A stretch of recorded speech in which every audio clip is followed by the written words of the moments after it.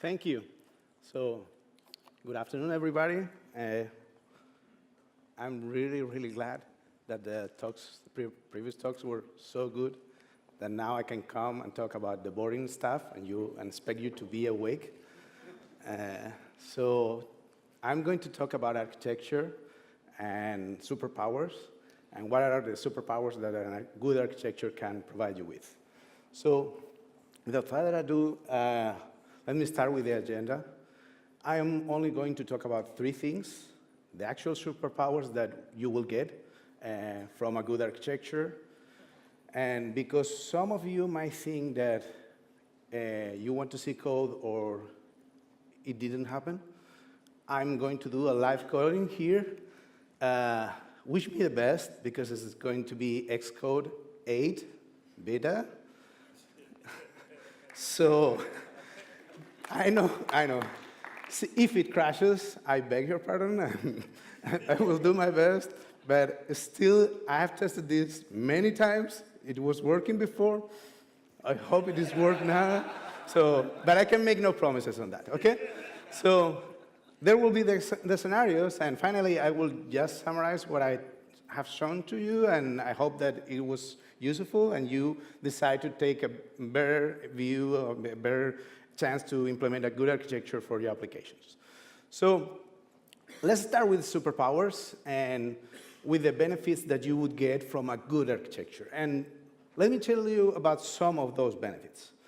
The first one that you would get is that you get less repetition. If you write your code more than once in your application, you're probably doing it wrong, because you have more chances to have this code written wrong twice. You have to fix the same bug twice. You have to spend the time to write the code twice or more. And you don't want that. Time is money. You don't want to have to spend all that effort and all that time in writing this code.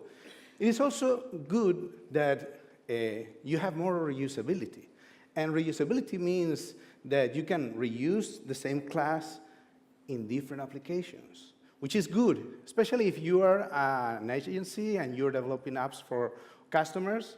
You charge them, but you do the work only once, which is good for your benefits. It is also easier to maintain, because since the responsibilities of the classes are really separated into different objects, then you know when something is going wrong, you know which object to blame, and you know where to look for the bug. The more time that you spend separating responsibilities, the easier it gets to debug your application. It is more testable, and this is also good for reducing the amount of bugs, and it is less dependent. And this is like the holy grail of the development. I mean, you want to be independent of a persistence framework that lives in the net, because they may discontinue it. Nobody knows what I'm talking about, but imagine, okay? And if you are independent from one of those, then your application would survive from a change. If you are not, then probably you will have to rewrite the whole app in order to adapt to the newer, shiny framework that you want to use for persistence. Finally, probably you are getting requests for changes in your applications very often. And you want to be able to adapt the application to this new situation, to these new requests. And you are able to do that because you have a good architecture that allows you to add these new use cases very fast. So maybe this is just a buzzwords bingo or something like that, but let me explain this with a picture that provides you the full meaning of what this is: money. This is money for you. This is money for your company. And, well, I know some of us, some of you are not that interested in money. You do this for passion. This is what they hire you, because you're passionate about what you do. So there is pride in writing good code, and we also have this out of a good architecture. So let me show you three superpowers that you are going to get from a good architecture. The first one is going to be super reusability. And, well, if you have been writing applications for a while, probably you have been using some kind of architectural pattern like model view controller. Raise hands.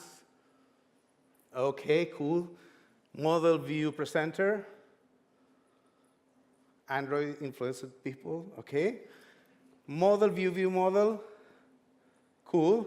So the thing is that these classes, these groups of classes are just 3 groups, and the responsibilities are many more in your application. So usually a class ends up having many more than one responsibility, and you want to have some things separated from these classes. So probably you want to have your presentation logic somewhere else, because you want to reuse your presentation logic in more than one view controller. So if you have this in a different class, then you can reuse it. Also, you're using a model, but probably you're using more than one data source.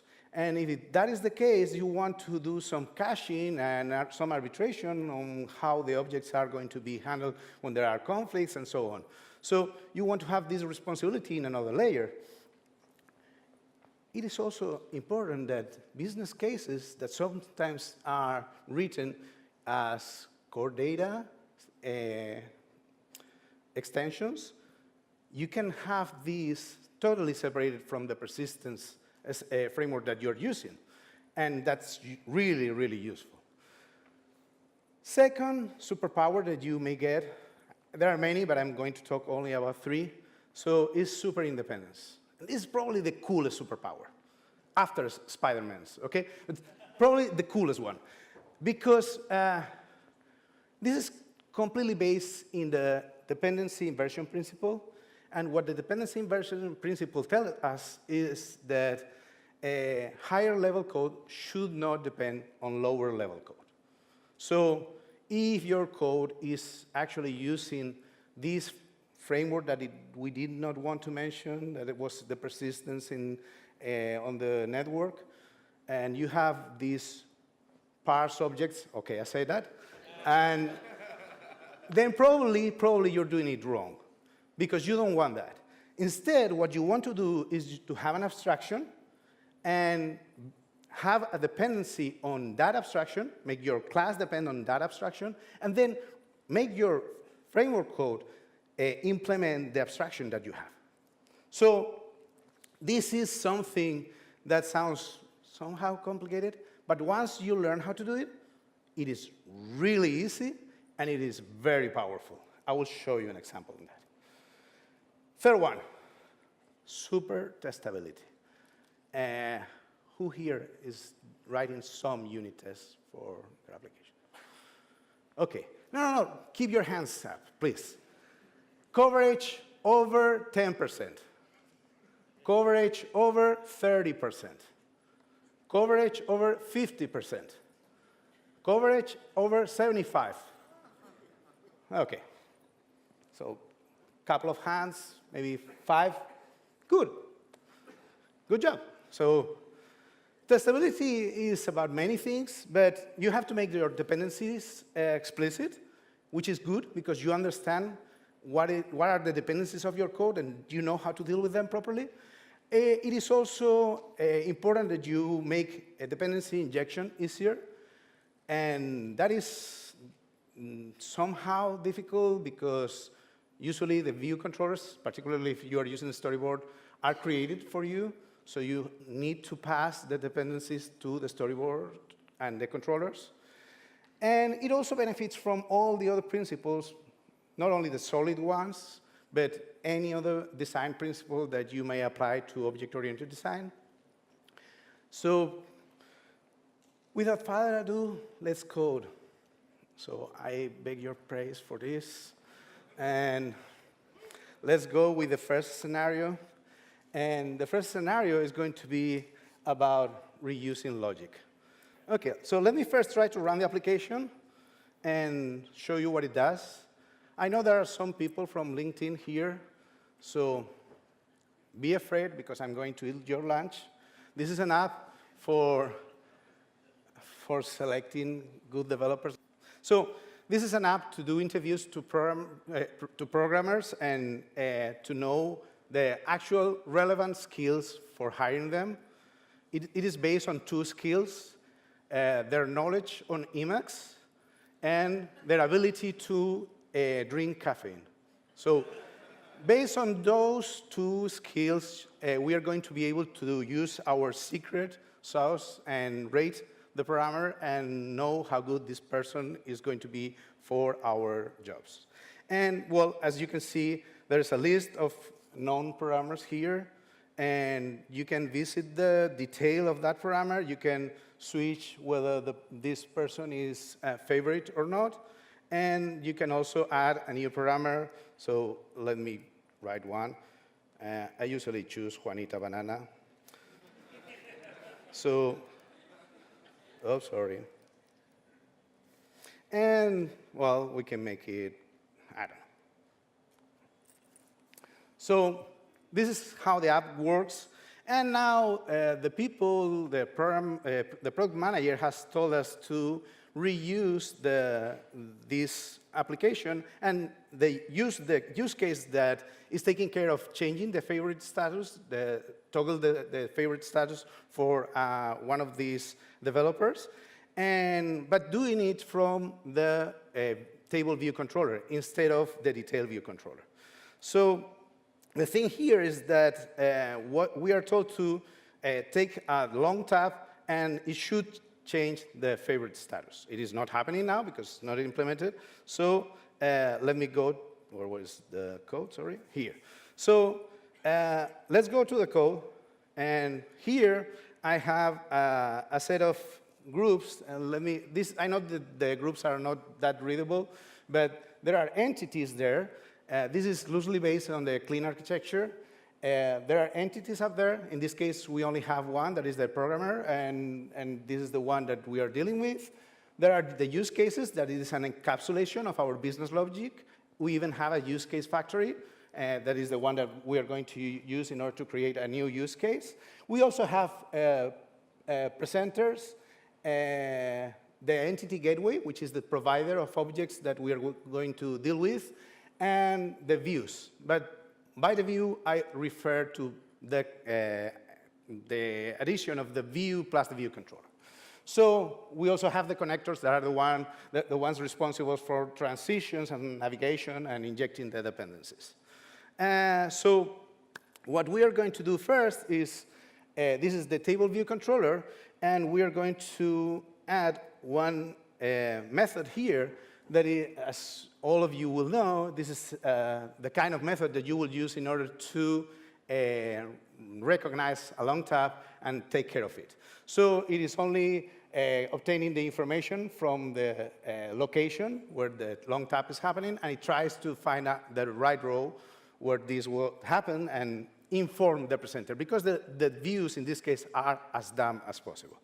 So let me go to the storyboard, and let me show you how I add a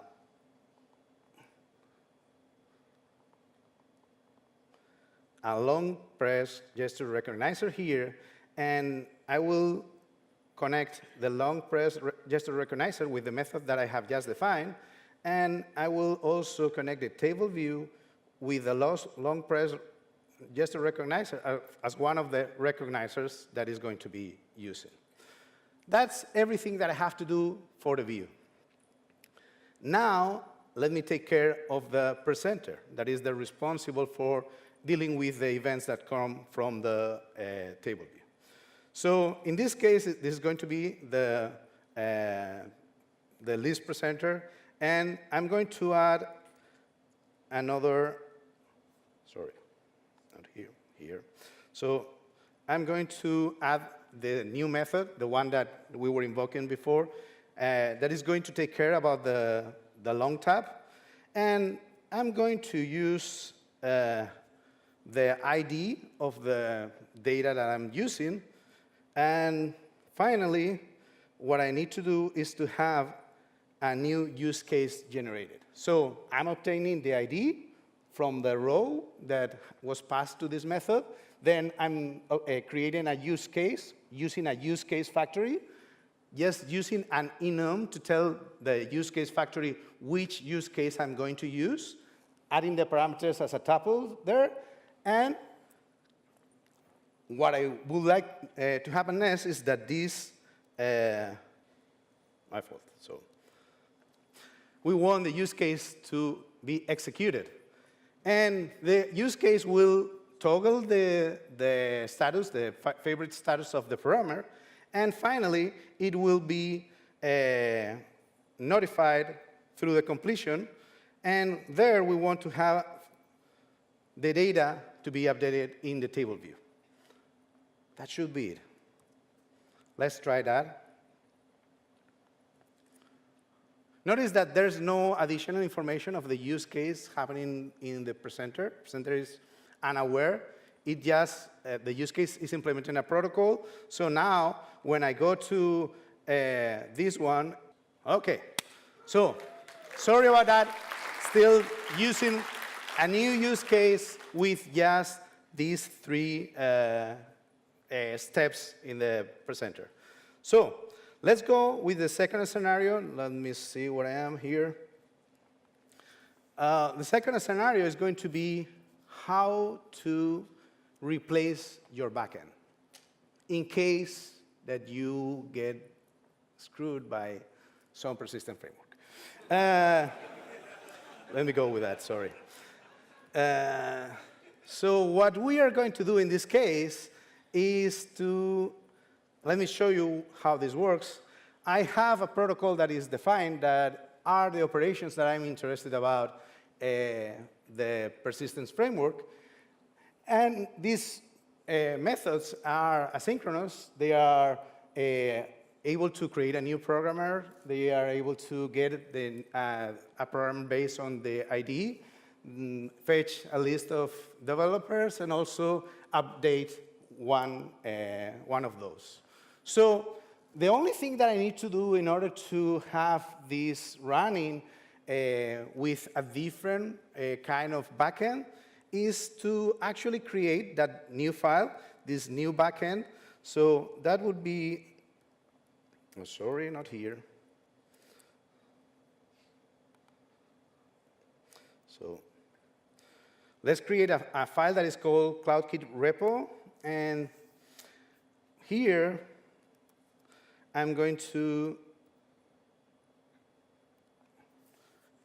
add all this content. I know that these are 184 lines, but most of it is very simple. Is just doing what this method is required to do with this given backend. In this case, I'm going to use Cloudkit, but it can be any other, okay? As long as it follows the protocol and the protocol is not leaky, is not using the specific object that this framework is providing you with, it will work. So this is everything that I need to do. These 184 or 85 lines include the population, the pre-population of the data, like here. It is something that is included in this class, so take like 20 lines out of that. And the only thing that I have to change in the rest of the application is that I go to the app delegate, and instead of having the entity gateway created with an in-memory repository, I'm going to do the instance. I'm going to create an instance of this Cloudkit Ripple, and I should be able to write it, to run it, and it should work with Cloudkit now. No network now, no tweets, okay? They are completely forbidden now. Oh, so what is that? Oh, sorry, I didn't entitle it. Sorry, yeah, sorry. So I should enable it. That's completely obvious, and it should work. Yeah, the magic goes till that point, but you should enable Cloudkit, otherwise it wouldn't work. So as you can see, the backend here is different, the data is different, and it still is able to navigate, change the status of the person, and go and change whatever you have there. So this should work, and it should run flawlessly.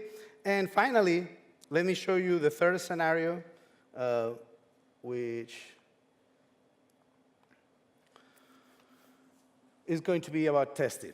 So this example that I have shown to you is a 1,600 lines example, more or less. And I have written tests for, well, everything but what I wrote here on the stage. So let me show you that this is possible, and let's run the tests. And this has 247 tests, and it should work properly, and everything should be tested, but the things that we wrote together here. So if we go to the coverage, everything but the three last things that we changed, the parameters, table view controller, the memory repo that is not using the data population, and the Cloudkit repo that has no test because we wrote it here, they are completely generated for, completely tested here. So this means that the application is fully testable. Even those that we haven't written yet is just because we did it here, and making this code TDD would be quite hard. So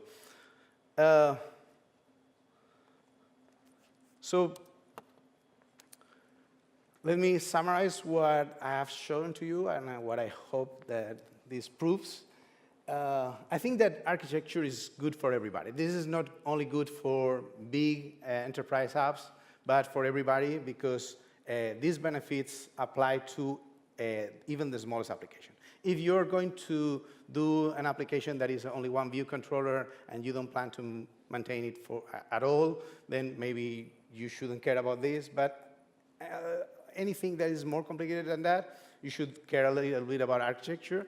And you should learn the principles that are behind the decisions instead of applying an architecture blindly, which I think is a wrong way to approach an architecture. You should understand where the rules of this designer, of this architectural pattern that you use come from. Also, you have to learn some design patterns. It's beneficial for implementing an architecture that is helpful. For example, the use case factory is a design pattern, and it is providing me with independence between the number of use cases and the rest of the presentation logic that I'm doing there. And you don't have to commit to the best architecture from the beginning. You can apply all these steps gradually, and you can improve your application in each iteration. So you can get your superpowers too, and I think that's going to be very useful. I recommend you to do it. And thank you. So I hope that this wasn't that fast. This is my Twitter handle, and if you tweet anything with this hashtag, I will try to take a look at it and answer it. You can also reach me here or come tomorrow to the office hours. I will be here early in the morning. And thank you. So